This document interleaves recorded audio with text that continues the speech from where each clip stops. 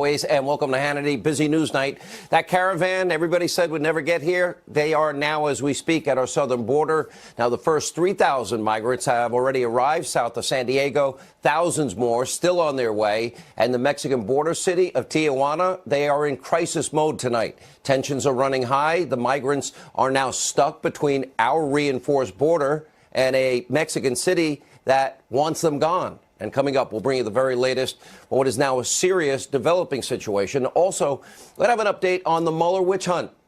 Could it finally be in its final days? It's beginning to look like it. And the White House just unveiled new rules for reporter conduct that would require, people like Jim Acosta, other so-called journalists, act like professional adults. But don't hold your breath. The president may have outsmarted everybody in all this, and I'll explain. And also tonight, the election in Florida is finally officially over. There's a sore loser in Georgia who lost but doesn't want to kind of fully admit it. And we are continuing tonight to monitor the devastating wildfires in California tonight, a tragedy that could have and should have been prevented. Sit tight. A lot of news this Monday. We start with our breaking news opening monologue. All right, tonight the crisis on our southern border is growing more serious. 3,000 migrants now have already arrived south of California's border, a number that is expected now to swell to more than 10,000. Tensions are now escalating in Tijuana, Mexico, where thousands have poured in, straining local resources and fueling conflict. And what the mayor there is calling a migrant tsunami that could last 6 months. Now, Mexican nationals are taken to the streets. They are standing up for their own borders and sovereignty, and they're telling the caravan to go home. And some are even literally backing and quoting President Trump. Take a look at this.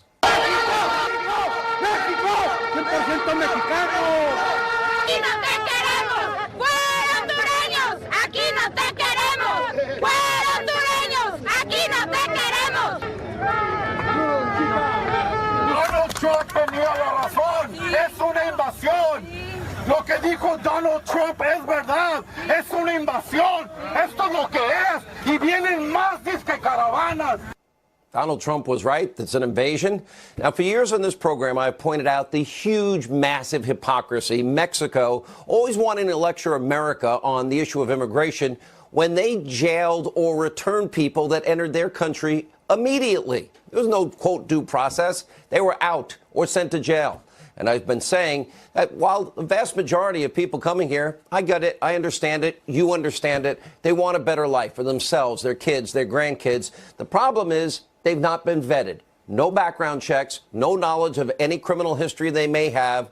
This unchecked, unvetted mass migration would be reckless to American national security. That's a threat. And just today, the Department of Homeland Security in this country confirmed to Fox News they have now identified more than 500 criminals that are traveling with the caravan flow, just mixing in, adding that the vast majority in the caravan are able-bodied males, not women and children. And often women and children are purposely put in front just for the cameras. And by the way, now, thankfully, the president is following through on his promise to increase border security.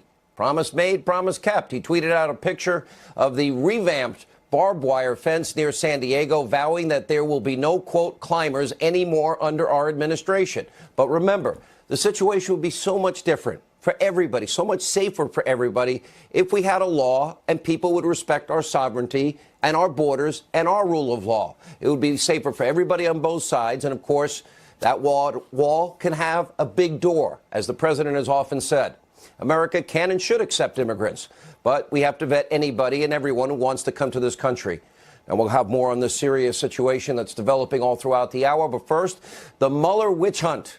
The left, the corrupt media, they might soon be in need of a new conspiracy theory to obsess over, because the probe could now be entering its final days. It now appears there will be no in-person interview between President Trump, Robert Mueller, or his team of left-wing lawyers. That would mean no perjury trap, no subpoena, no battle before the Supreme Court, thankfully. Instead, the president will submit written answers to the special counsel. We expect sometime this week, maybe even as early as tomorrow. Now, of course, if Mueller's investigation really is a probe into Russia collusion, all of his questions we know have already been answered. We know that in multiple interviews, President Trump has consistently denied any collusion or conspiracy with Russia. We know the president consistently denied any knowledge of any collusion within his campaign. We know the president has flatly denied any election coordination with Russia whatsoever. And to this day, there's no evidence. We know that the convictions of Lieutenant General Michael Flynn and campaign aide George Papadopoulos had nothing to do with collusion. We know the same about Michael Cohen. We know that Paul Manafort's crimes have nothing to do with collusion. And meanwhile, there are still major questions surrounding real instances of collusion that Robert Mueller and the media in this country have ignored. Why isn't Robert Mueller investigating the Clinton bought and paid for, phony, debunked Russian dossier? Why didn't the special counsel probe the Russian lies found in Steele's so-called research, which, by the way, Clinton paid for? Why isn't Mueller investigating the Pfizer fraud surrounding the grossly dishonest use of those Russian lies? Or that even the author of the lies, Steele himself, said, "Oh, I have no idea if it's true." Now, why isn't he investigating the coordinated effort by the deep state, people at the top levels of power within our government, the Obama government, Democratic Party, leaking Russian lies to the American people so that they could influence voters right before an election? Remember, they had a media leak strategy later. What about the struck page insurance policy? Why is there literally no investigation into any of that by the special counsel whose main mandate was to look into Russia collusion? And the simple answer is it has been a singularly focused witch hunt only on Donald Trump, carried out by a partisan team of investigators who have wanted, first, him not to win the presidency, but then discredit and delegitimize the presidency of Donald Trump and, of course, stop his agenda. Over the weekend, the president had this to say about the ongoing probe. Let's take a look. All these people that say, I'm going to end the investigation, you know, they've been saying that now for, how long has this witch hunt gone on? It's gone on for what? Since May of 17. Okay, but how long have I been looked at? You know when I've been looked at? Since from the July day of 2016. From the day I announced, I was looked at as a candidate with nothing, no proof, with phony people like McCabe and Strzok and his lover. You had Lisa Page, his lover. These people were looking at me. They wanted an insurance policy just in case I won or Hillary lost. And this was the insurance policy. It's a scam. There was no collusion whatsoever, and the whole thing is a scam. Now, while the president is rightfully critical of the one-sided partisan witch hunt, while members of the media missing in action, they have become Robert Mueller's biggest cheerleaders, night after night after night, over a year and a half. Conspiracy TV, MSNBC, fake news, CNN, leading with breathless speculation about Trump-Russia collusion. And it's not happening. Avoiding the biggest corruption, abuse of power scandal in history that we have laid out for you. And by the way, Lindsey Graham on this program, very willing to have full investigations and perhaps even a special counsel, considering that's all the Democrats in the House want to do for the next 2 years. So instead of these networks putting facts first, they've been waging a PR lie campaign against the man that they never wanted to be president. But they call themselves journalists on these networks. So it's no surprise that many so-called reporters replaced actual journalism with anti-Trump vitriol every second, every minute, every hour of every day in some cases. And by the way, especially true of Jim Acosta. Day after day, he made a mockery of these press briefings, trying to prop himself up. Instead of asking questions, he engaged in debate with the president or Sarah Sanders, insults, fundamental rudeness. Instead of seeking answers, asking tough questions, bashing the administration with statements. He replaced reporting with grandstanding. And earlier this month, Acosta's unprofessional behavior, well, that culminated in this confrontation where he actually made, if you can see right there, he wouldn't even give the White House intern back the microphone, refused to turn over the microphone to the intern after the president had to say enough. How many times does a president have to say to one reporter, enough, enough, enough, enough? Between them, if I was one of the other reporters waiting to ask a question, I think I'd be ticked off. Anyway, following that incident, subsequent ban from the White House, Jim Acosta now has regained his hard pass. But let's remind you of some of his past behavior. news organization. Can you give us a chance? Your organization You are is attacking terrible. our news organization. Your organization Can you give is us a terrible. chance to ask a question, sir? Go ahead. Sir, can you Quiet. state, Quiet. Mr. President-elect, Go ahead. can you state She's asking a categorically, question. Don't Mr. be President-elect, can you give us a question? be You're rude. attacking us. Can you give us a question? I'm not sure this press conference was ever on the rails. As you heard numerous times during this news conference, the president was just not in touch with reality. The president just seems to harbor some deep-seated racial attitudes about people of color coming in from other parts of the world. It's like we're just covering bad reality television is what it feels like now. I think at times this White House has an unhealthy fixation on what I call the 3 M's, the Mexicans, the Muslims, and the media. If you don't mind, after I'm finished, if Ouija or Hallie or Vivian or one of our female colleagues could go after me, that would be great. Mr. President, just to follow up on these allegations against Brett Kavanaugh. What does he mean by that? Explain.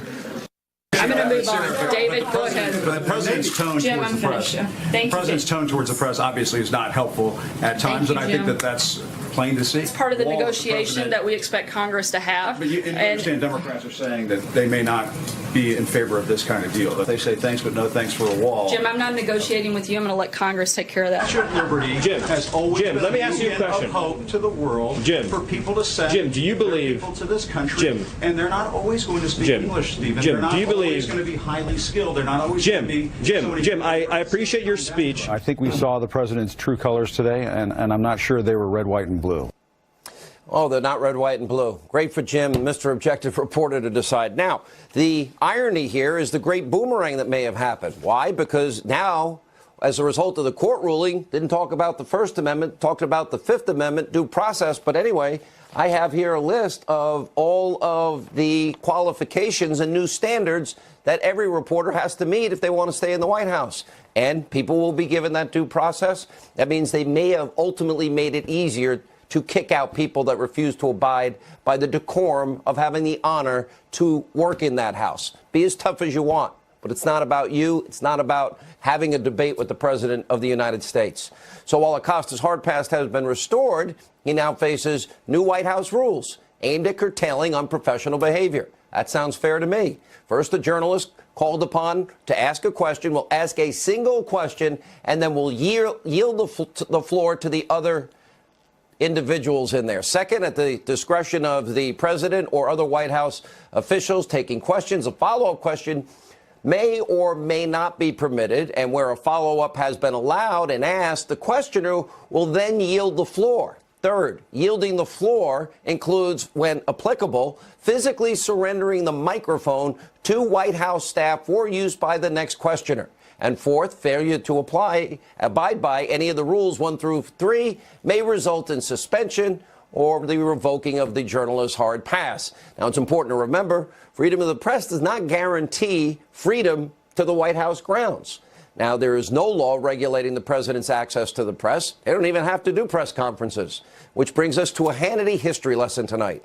For most of American history, there was no press corps inside the White House. Now, the McKinley administration was the first to communicate with the press on a consistent basis, and he used them to bolster public support for the Spanish-American War.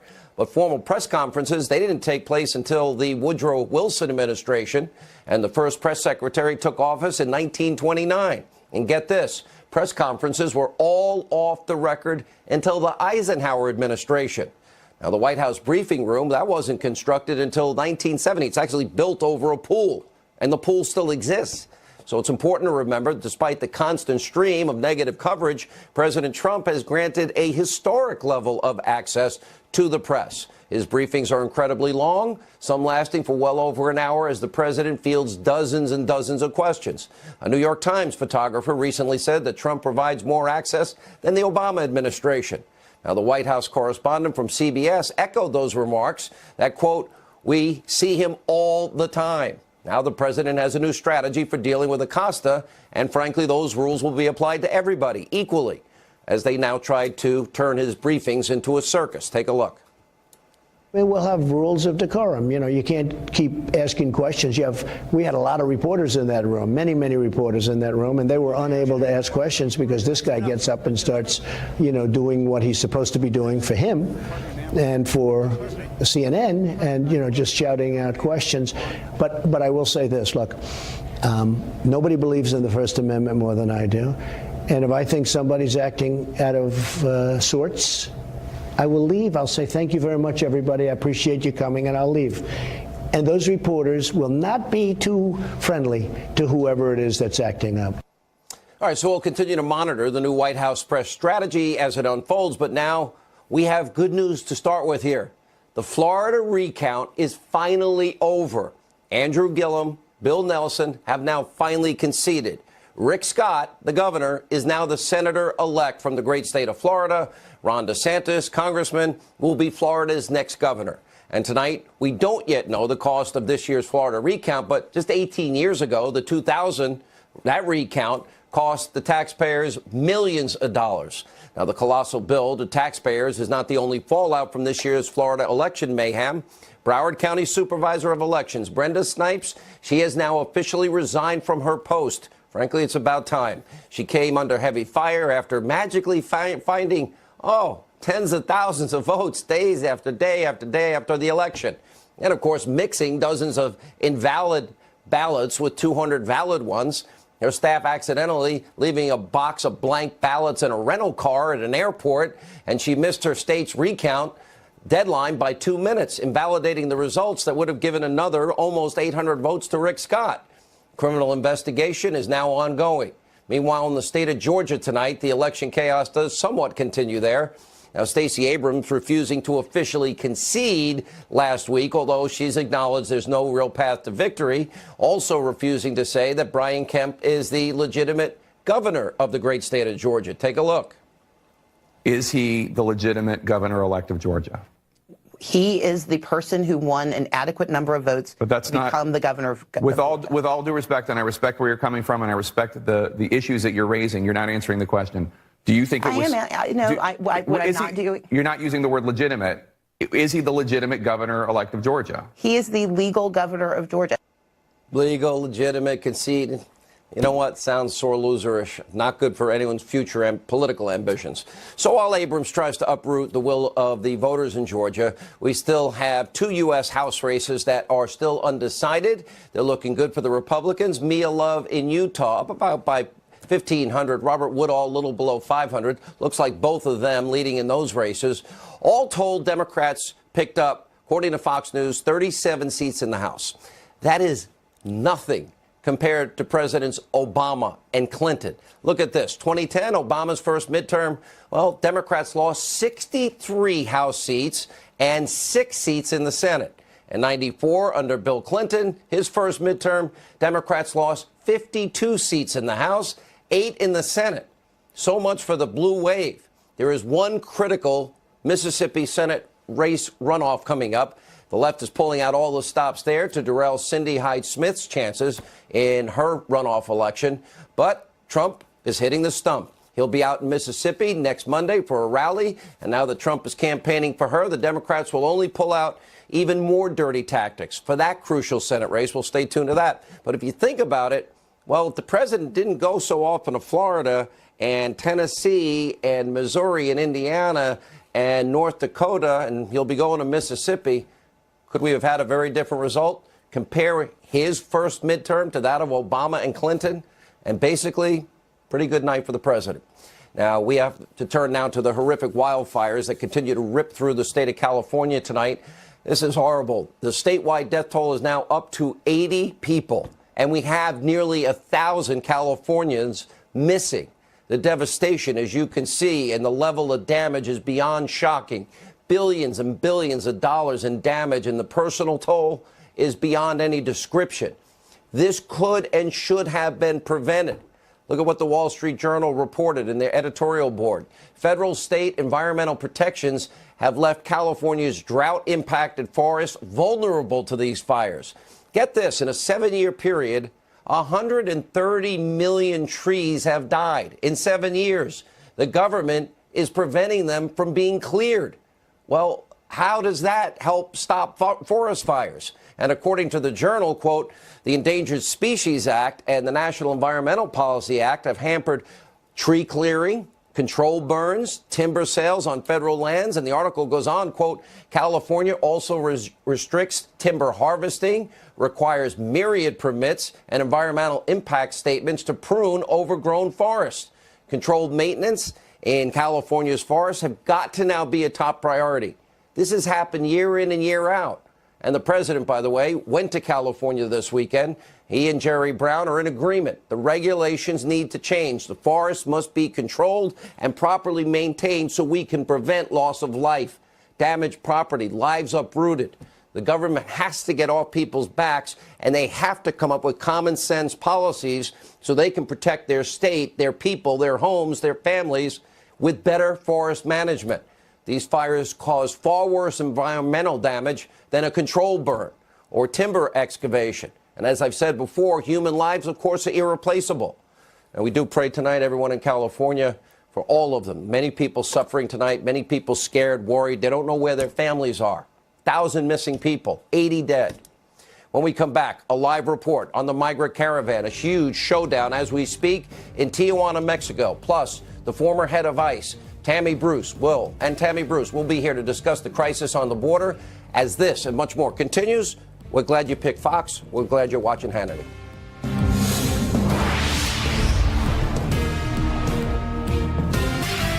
All right, joining us now with the very latest update on the Migrant Caravan that has now made our way to our southern border.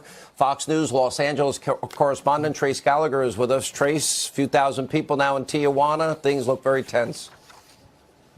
Yeah, and at the border, Sean, people carried signs saying no to illegals and no to the invasion. These were signs carried by Mexican citizens in Tijuana who made it clear the Central American caravan is not welcome in their city. Watch.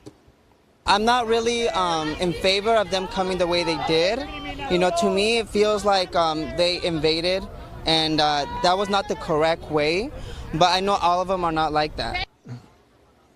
The icy reception came as a shock to many in the caravan who say up to now the Mexican people have treated them well. But even the local mayor who wore a Make Tijuana Great Again hat said he might consider a referendum to force the migrants to move on. Otherwise, they could be here for a while. There are currently 6,000 migrants waiting for entry into the U.S. That's a 2 to 3 month wait just for an asylum interview.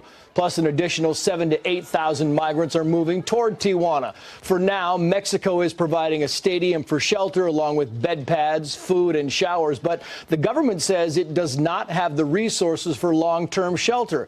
And today, for the first time, the U.S. shut down the San Ysidro port of entry near San Diego, fearing a large number of migrants were planning to rush the border. But with miles of new razor wire fence, a full contingent of Border Patrol agents and military members getting into the U.S. will not be easy, although some U.S. troops have finished their duties and could start coming home this week. Finally, we should note DHS said today more than 500 criminals are traveling with the migrant caravans, and that most of the caravan is made up of single adult or teenage males. Sean.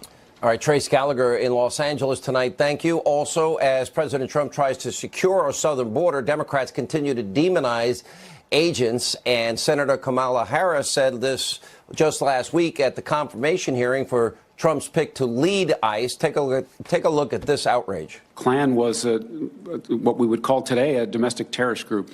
Why? Why would we call them domestic terrorist group? Because they tried to use fear and force to change political environment. And what was the motivation for the use of fear and force? It was based on race and ethnicity. Right.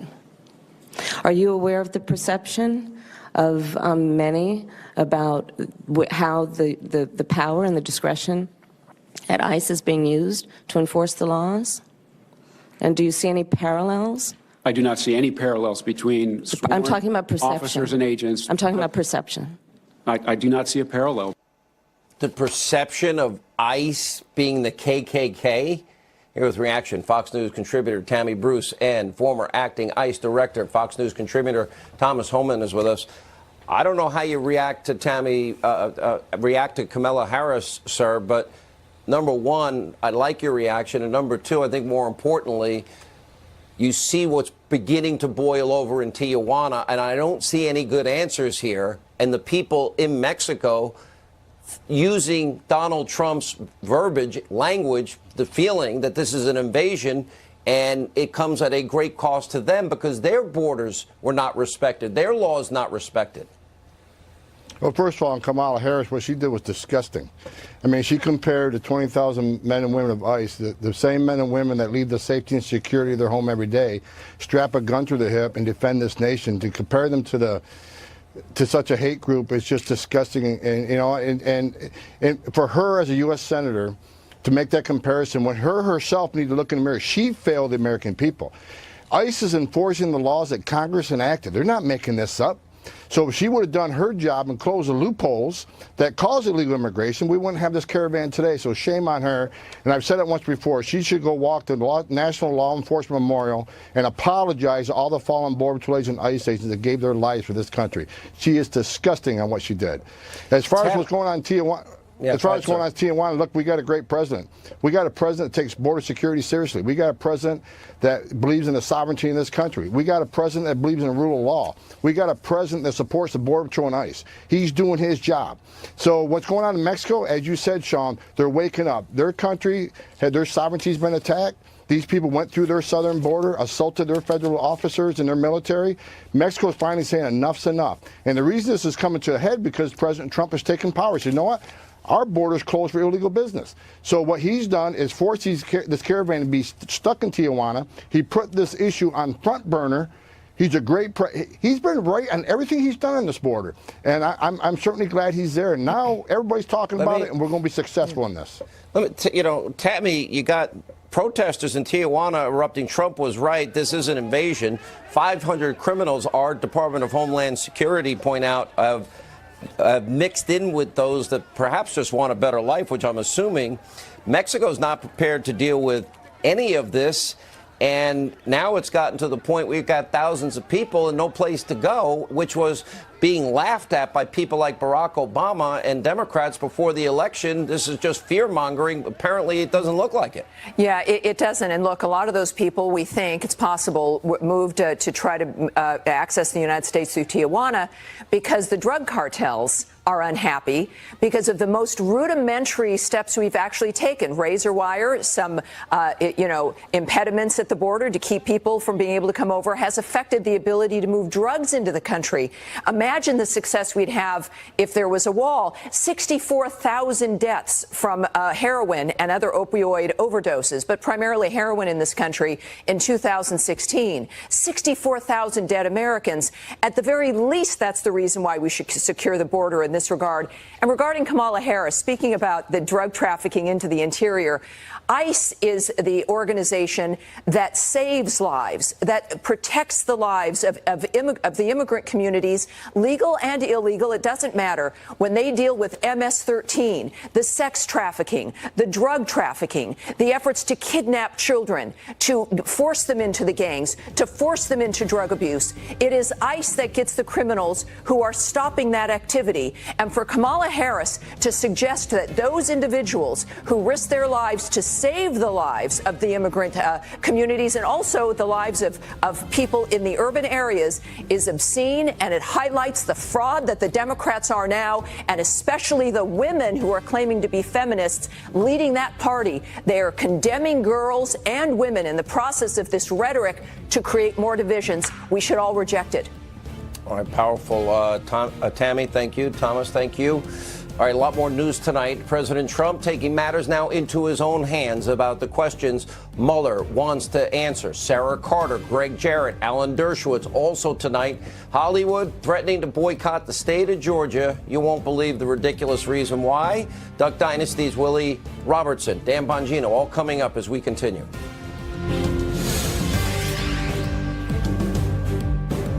Is preparing written answers to questions about... No, not my team. I'm preparing written answers. I'm the one that does the answer. Yes. Are they writing them out? Yes. Yeah, they're writing what I tell them to write. Are they going to be submitted? At some point very soon, yes. I've completed them. So you are submitting... And it wasn't a big deal.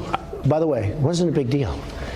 The questions were asked and answered. It wasn't a big deal. You know, they make it like I had meetings for many, many hours. I got the questions, I responded, we wrote them out, I read them once, I read them a second time, we made some changes, that's it.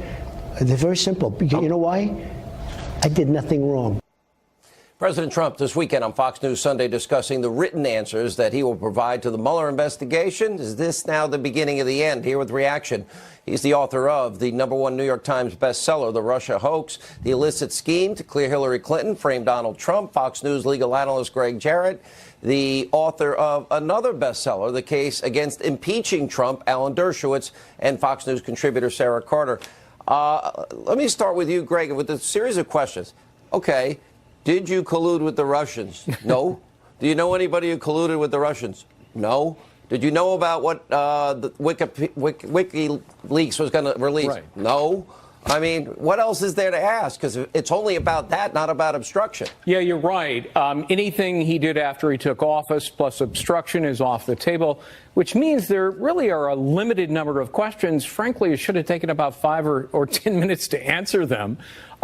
He might be questioned about the Trump Tower meeting. Did you know in advance about it? Not that I recall. That's what he has said ad nauseum. Look, 1.4 million documents were provided by the White House. 20 people, including 4 members of the White House counsel's office, were made available to Special Counsel Robert Mueller. Additional individuals from the campaign were also made available. And this president has been very open and has voiced his sentiments about this. So, frankly, Mueller knows everything.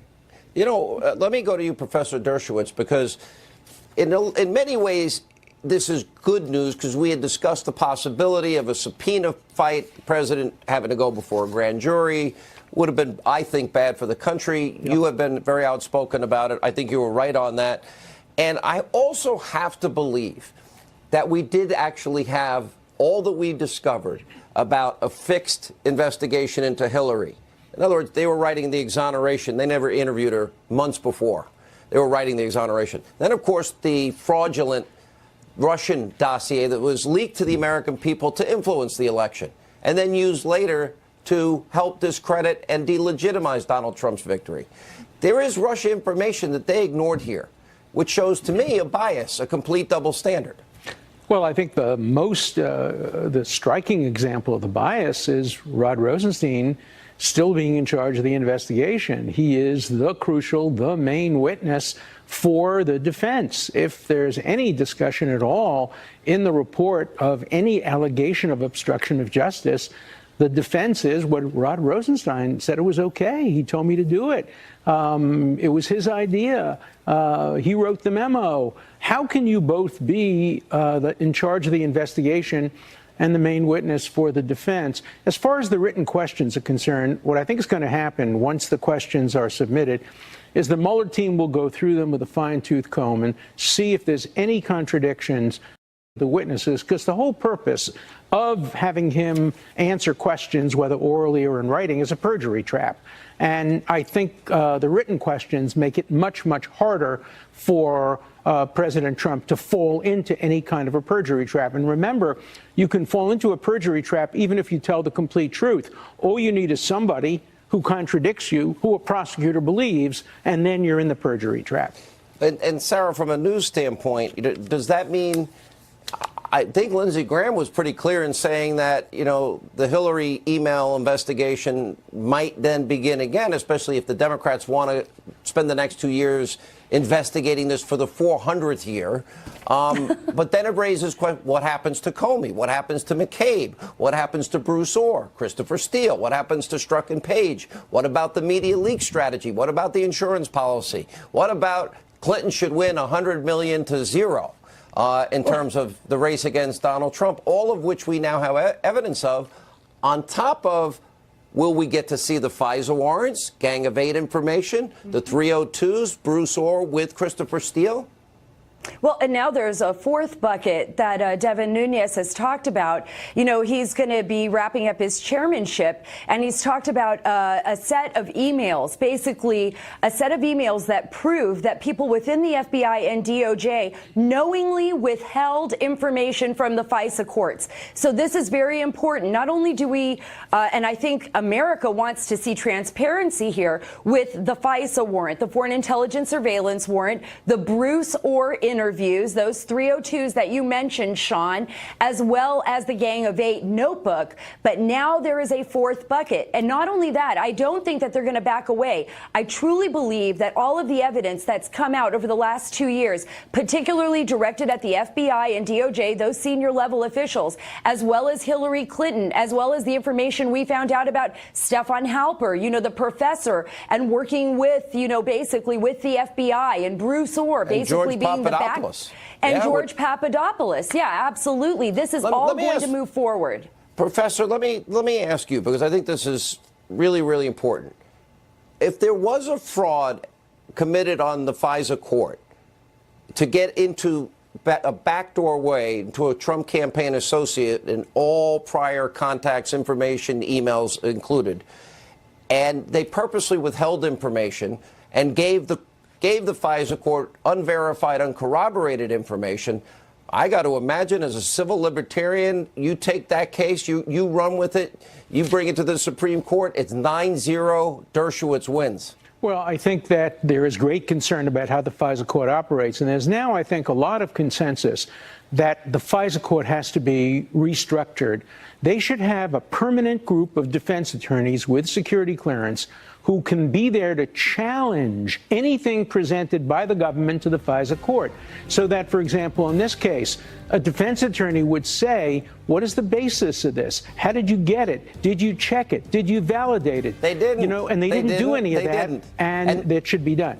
And they withheld, Greg, I'll give you the last word, they withheld pertinent information. It's a fraud on the court to conceal evidence and deceive the judges. And the tragedy here is that there were never any hearings by the FISA judges. They simply accepted as truthful from the FBI and the Department of Justice that which wasn't truthful. So is it going to be that they're going to probably land this airplane in a way that they hope, Sarah, that the investigations into the deep state end? Is that their hope? That they want prosecutorial discretion applied everywhere? Yeah, I think so. I think that is their hope. And I think we have a lot more coming in the future, Sean. I know there's a lot more information out there and indictments on the way. Well, I'll tell you, the great news is that conservatives are becoming civil libertarians now because the ACLU is dead I've always been a civil libertarian for the last 20 years. So I think it's very important. All right. It is. Good to see you all. This is going to get interesting. All right, when we come back, Duck Dynasty's Willie Robertson, Dan Bongino, Hollywood in the Trump era. You won't believe the latest. That's straight ahead.